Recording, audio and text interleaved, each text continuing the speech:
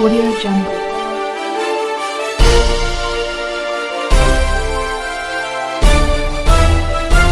Audio Jungle.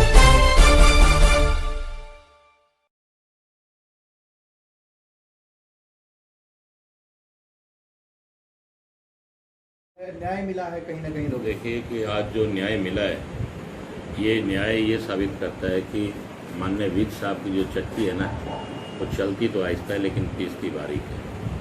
ये अप्रैल का मामला है। वैसे तो ये भर्ती मार्च की है, 13 मार्च के आसपास की है। वहाँ पर जो डॉक्टर संजय थे, उन्होंने कहा कि मेरी वाइफ इस मेरिट को क्लियर करती है, लेकिन कुछ पैसा वगैरह चलने की वजह से या कुछ ऐसे करने की वजह से उन्हें सिलेक्ट नहीं किया गया, उसकी जगह किसी और बच्ची को सिलेक्ट किया गया। तो मैंने इसके चलते हुए सीएमओ से बात की। उन्होंने कहा हमारी किसी प्रकार की कोई त्रुटि नहीं है, लेकिन डीसी साहब ने फिर एक इंक्वायरी लोकल लेवल पर बिठाने का काम किया। वो भी इंक्वायरी कोई ज़्यादा कामयाब नहीं हो पाई, लेकिन मैं माननीय विज साहब से मिला, जो हेल्थ मिनिस्टर हैं, और साथ में ही हमारे गृह मंत्री हैं हरियाणा के, उनसे मिला और मैंने सारी बातों से उन्हें अवगत कराया। उन्होंने तुरंत इंक्वायरी मार्क की और इंक्वायरी में पाया गया कि ये दोषी है, सीएमओ जटान साहब दोषी हैं, और उन्होंने इसलिए उनको सस्पेंड करने का काम किया और सेक्शन 7 भी लगाने का काम किया। मैं उस बच्चे की बड़ी तारीफ़ करूंगा कि जो लगातार इस लड़ाई में लड़ते रहे, जबकि इन्हें ये भी पता लगा उस बच्ची को कि मेरी वाइफ अब इस जॉब को इसके योग्यता नहीं रही, क्योंकि कारण ये रहा कि कोर्ट में स्टे होने के बावजूद, जिस कोर्ट में स्टे होने के बाद डॉक्टर जट्टान सीएमओ और डिप्टी सीएमओ मान, इन्हें पता था इस बात का कि ये केस चल रहा है, लेकिन उस बात को भी दरकिनार करते हुए, कोर्ट की अवहेलना करते हुए उन्होंने इस कार्य को किया।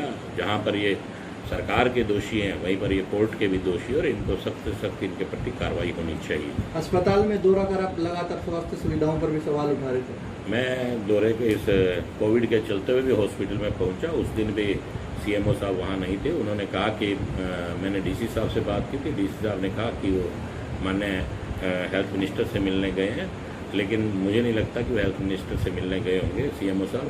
और उसके बाद भी वहाँ पर जो पाया गया, ना तो वहाँ पीएमओ थे और ना ही सीएमओ साहब थे, और ना ही कोई ऐसा अधिकारी था। कोविड के चलते हुए सीएमओ साहब अगर वहाँ नहीं थे तो पीएमओ की ड्यूटी लगानी चाहिए थी, या किसी एक उच्च अधिकारी की ड्यूटी लगा कर जाना चाहिए था। तो लेकिन ऐसा नहीं पाया गया। उन्होंने अपनी सेवाओं में हमेशा मतलब कि कोताही बरती है। और दूसरी बात, सबसे बड़ी बात क्या है कि पूरा का पूरा स्टाफ है, डॉक्टर्स उनसे परेशान थे। उनका इतना ज़्यादा डर था, वो इतने खौफ में लोग काम कर रहे थे, ना जाने क्या खौफ था मैं नहीं जानता, लेकिन इतने बड़े खौफ में काम कर रहे थे कि सब परेशान थे उनसे। विधायक जी, कहीं ना कहीं जब ये पूरा वाकया हुआ तो सीएमओ की तरफ से ये चीज़ें भी कही गई थी कि आप अपने चहेते को नौकरी दिलाने का लगातार दबाव बना रहे हैं, कोई रिकॉर्डिंग भी उनके पास है। देखिए, वो उन्होंने क्या कहा वो उनको ही मालूम होगा, इस बारे में तो मैं क्या कहूँगा। लेकिन हम जनता के प्रतिनिधि हैं, हमें किसी कामों के लिए अपना ऑफिसर्स को कहना भी पड़ता है। ऐसा नहीं, हमारे पास अनेक कार्य के लिए लोग आते हैं और हम कहते भी हैं। पर प्रतिनिधि है, प्रतिनिधि तो सिफारिश हर चीज़ पे करेगा। कभी हमें पब्लिक हेल्थ में भी लोगों को काम के लिए सिफारिश करनी पड़ती है कि ये काम कर दे। प्रतिनिधि का काम ही सिफारिश करना, क्योंकि लोग चुनते ही प्रतिनिधि को जिस हिसाब से चुनते हैं वो आप अच्छी तरह जानते हैं। विधायक जी, ये मामला भी उठा है कि कई विधायकों ने मिलकर जो है सरकार को शिकायत की है, अधिकारी उनकी बात नहीं सुन रहे। देखिए, माननीय विज साहब का भी और माननीय मुख्यमंत्री जी का भी एक संदेश दिया गया है कि कोई भी अधिकारी अगर विधायक की बात नहीं सुनेगा तो उसे खमियाजा भुगतना पड़ेगा।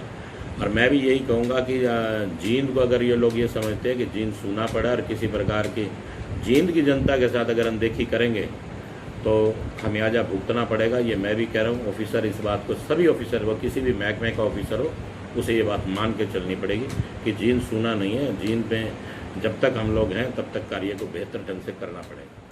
तो वहीं